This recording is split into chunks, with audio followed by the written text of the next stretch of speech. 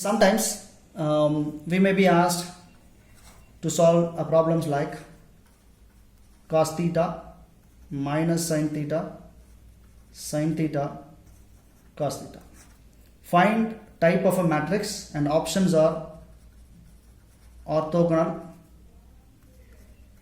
reciprocal, and transpose. Option D, none.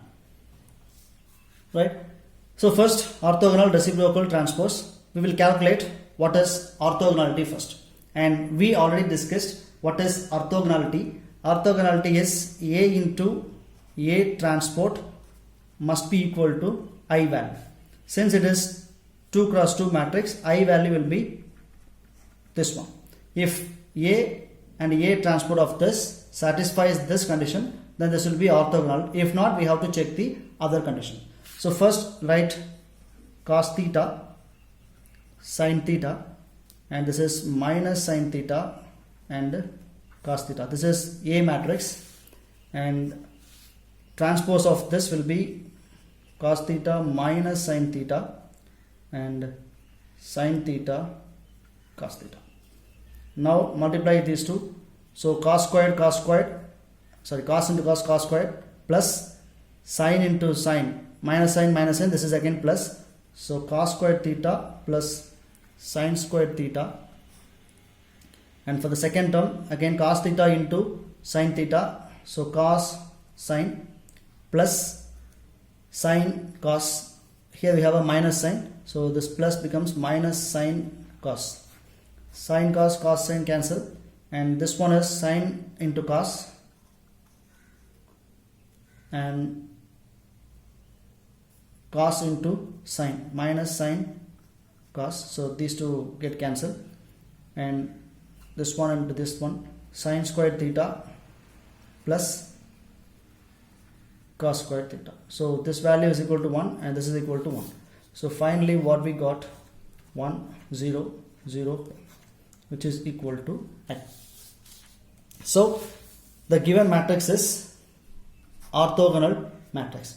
Of course it is not a other matrix, because this itself satisfies a condition which is orthogonal condition, right?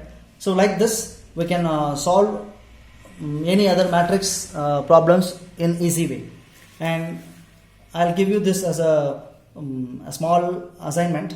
If possible, pause my video and try to solve this and check your answer. Question is, for the following orthogonality matrix, this one is orthogonality matrix, find A into A transport power minus 1. Okay, we know orthogonal itself, it is A into A transport, right?